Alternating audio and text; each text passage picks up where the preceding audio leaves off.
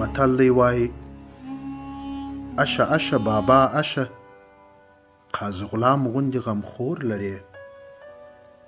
قاضي غلام محمد چې په قاضي غلام سره شهرت لري په کندهار کې یو ډېر عادل شخصیت تیر سوی دی. دی دومره عادل قاضي و چې د ده له لاسه خلکو پر حیواناتو هم ظلم نسوی کولی. اوس هم په کندهار ښار کې یوه کوڅه د ده په نوم یادیږي چې قاضي غلام دانا یې بولي. د ده د عدل او انصاف په باب په کندهار کې خورا ډېرې کیسې ویل کیږي. قاضي غلام محمد د امیر شیر علي خان د پاچاهۍ په وخت کې ژوند کاوه او پر عدالت سربیره په علم کې هم ډېر شهرت درلود. آن دا چې نامتو عالم او سیاستوال علامه سید جمال الدین افغان به یې کور ته راته. وایي چې یوه ورځ قاضي غلام له محکمې څخه کور ته روان و، ګوري چې د سماوار مخ ته یو خر تړلی او خورا دروند بار پر تړل سوی دی. د قاضي غلام زړه پر خره وسوځېد او پوښتنه یې وکړه چې دا خر د چا دی؟ یو چا ورته وویل چې خاوند یې په سماوار کې ناست دی. قاضي غلام د خره خاوند راوغوښت او ورته ویې ویل چې ولې ظالمه، خپله په سماوار کې آرام ناست یې او خر بیچاره دې دومره په تکلیف کړی دی. که وایې چې د بار لپاره وي دا هم سمه خبره ده، اوس خو دې خر بې ضرورته په تکلیف کړی دی. د خره خاوند بې جوابه پاته سو او سترګې یې کښته واچولې. قاضي غلام پولیسو ته وویل چې دی ونیسئ، د خره بار پر واچوئ او خره ته شپشتې ور واچوئ. کله چې خر موړ سو نو بیا له سړي څخه بار لرې کړئ. پولیسو هم سړی ونیوی او د خره بار یې پر واړاوه.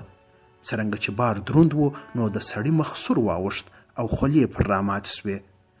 قاضي غلام ورته وویل چې څنګه، اوس خو پوه سوې چې بار څومره دروند او څومره ځورونکی دی.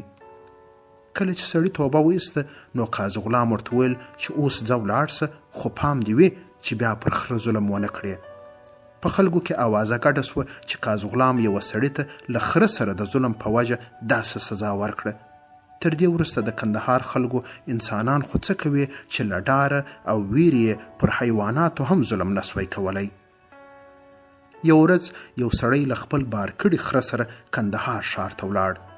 تر یو څه مزله وروسته خر یو ځای ودرېد.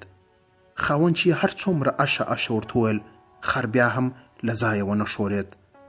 سړي له ډاره خر په لښته نسوی وهلی، ویل داسې نه وي چې پولیس مې وویني او قاضي غلام را خبر کړي.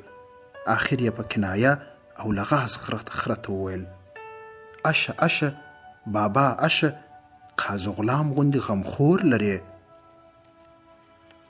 یادونه: دا متل په کندهار او جنوبي پښتونخوا کې ډیر ویل کیږي.